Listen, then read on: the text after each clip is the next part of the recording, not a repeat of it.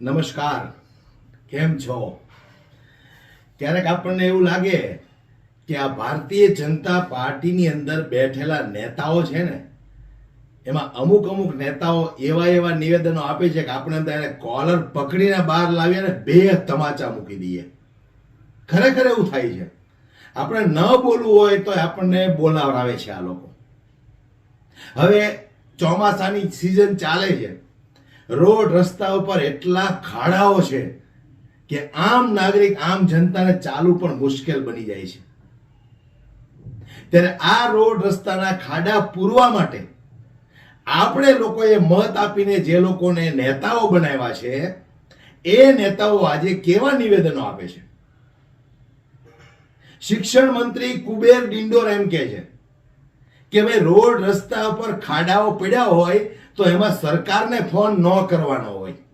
સાંભળજો, રોડ રસ્તા પર ખાડાઓ પડ્યા હોય તો એમાં સરકારને ફોન ન કરવાનો હોય. તમારે લોકોએ જાતે જે ખાડા પૂરી દેવા જોઈએ. કેમ ભાઈ? તમને લોકોને અહીંયા જખ મરાવવા માટે બેહાર્યા? તમને લોકોને ત્યાં જખ મરાવવા માટે બેહાર્યા છે આ જનતાએ વોટ આપીને? એટલે તમે આવા નિવેદન આપો છો. તમને ખબર છે કે જનતા ગુલામ છે, અમે કહીએ એમ કરશે, એટલે તમે આવા નિવેદન આપો છો કે રોડ રસ્તા ઉપર ખાડા પીડ્યા હોય તો જાતે પૂરી દેવાય, સરકારને ફોન ન કરાય. તો તમે કેટલા ખાડા પૂર્યા? તમે કેટલા ખાડા પૂરીને આત્મનિર્ભર બન્યા? ભૂપેન્દ્ર પટેલે કેટલા ખાડા પૂર્યા? નરેન્દ્રભાઈ મોદીએ કેટલા ખાડા પૂર્યા?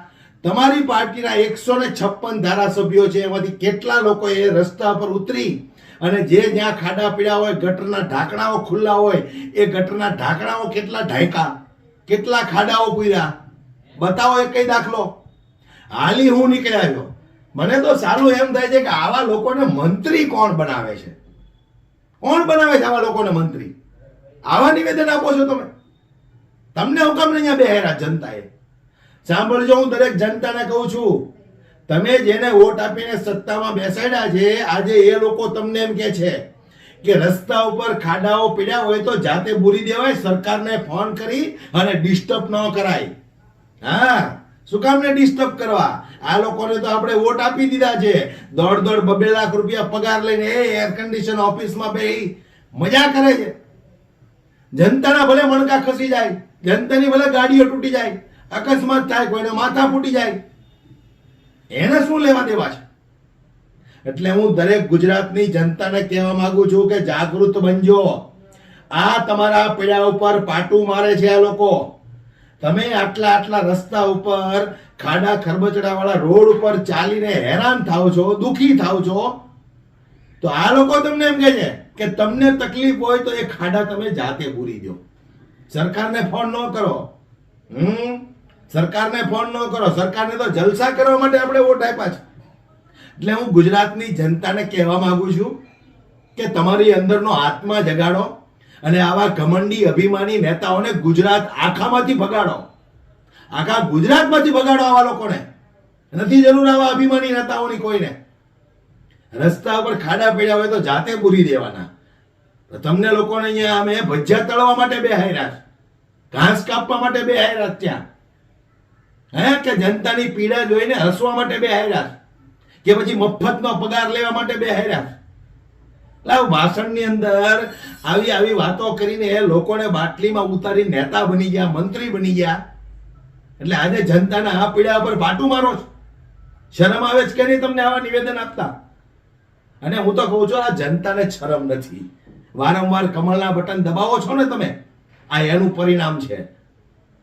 જાગો જાગો યાર. ખરેખર તમારી અંદરનો આત્મા મરી ગયો છે કે હું? મને તો એ નથી સમજાતું. મરી ગયો છે તમારી અંદરનો આત્મા? સોસાયટીની અંદર જો તમે કોઈ પ્રમુખને સવાલ કરશો ને, પ્રમુખ એમ કહેશે ને કે ભાઈ તમને તકલીફ હોય તો એ ગટરની લાઈન હોય કે પાણીની લાઈન હોય, હાથે ફિટ કરીને નવી બનાવી નાખો અથવા તમે રિપેર કરાવી નાખો. તો ત્યાં તો ધુમાડા કાઢી જાવ છો. ત્યાં તો ધુમાડા કાઢી જાવ કે તને હું કામને પ્રમુખ બનાવ્યો છે. તો અહીંયા બોલો ને 2 શબ્દ. અહીંયા 2 શબ્દ બોલો ને, કે બોલવાની તાકાત જ નથી રહી તમારી અંદર હવે. એટલે રોડ રસ્તા પર ખાડા પીડા હોય તો સરકારને ફોન નહીં કરવાનો. અરે સરકારને હું, નરેન્દ્ર મોદીને ફોન થાય. કામ ન થાય ને તો નરેન્દ્ર મોદીને ફોન થાય, પત્ર હોતી લખાય, બધું થાય. તમારી અંદર આજે ઘમંડ અને અભિમાન છે ને, એ 2027 ની અંદર જનતા જાગૃત બનશે અને તમારું ઘમંડ તોડશે, એટલું યાદ રાખજો. હાલી હું નીકળ્યા છો, તમને જનતાએ વોટ આપ્યા છે, 1.5-2 લાખ પગાર લઈને એશ કરો છો, એર કન્ડિશન ઓફિસમાં બેહો છો, અને આજે જનતાને કહો છો કે રોડ રસ્તાના ખાડા જાતે બુરી દેવાય. આવો ને તમે જાતે બુરવા માટે. ત્યાં તો કોઈને એક કપડા ઉપર એક દાગ નથી લગાવવા દેવો. એક કપડા ઉપર દાગ પડે તો આ લોકોને તકલીફ પડે. જનતા એટલી મૂર્ખ છે કે રોડ રસ્તાના ખાડા બુરે. પકડીને કાઢો બહાર, કોલર પકડીને કાઢો આવા લોકોને બહાર. સત્તામાં હું કામ બેઠા છો તમે? હું કામ સત્તામાં બેઠા છો? તમારથી નો સત્તા ચાલતી હોય, આટલું બધું ઘમંડ હોય, અભિમાન હોય, તો ખુરશી ખાલી કરો. એટલે હું જનતાને ફરી એક વખત કહું છું, જાગૃત બનો, આત્મનિર્ભર બનો. આવા લોકોને હવે ગુજરાતમાંથી કઢાડો. આ તમારી જે તમે ગુલામી કરો છો ને, આ એનો ફાયદો ઉઠાવે છે. તમારી અંદર બોલવાની જે તાકાત નથી ને, આ એનો લાભ ઉઠાવે છે. એક વાર કરો વિસાવદર વાળી, કાંતિ મૃત્યુ લાગી ગયો ને કામે. એમ એક ધારાસભ્ય, એક મંત્રી કામે લાગી જવો પડે. તમારી અંદરનો આત્મા છે, એને જગાડો. આ રોજ આવા મેણા ટોણા સાંભળો, તમને લોકોને શરમ નથી આવતી?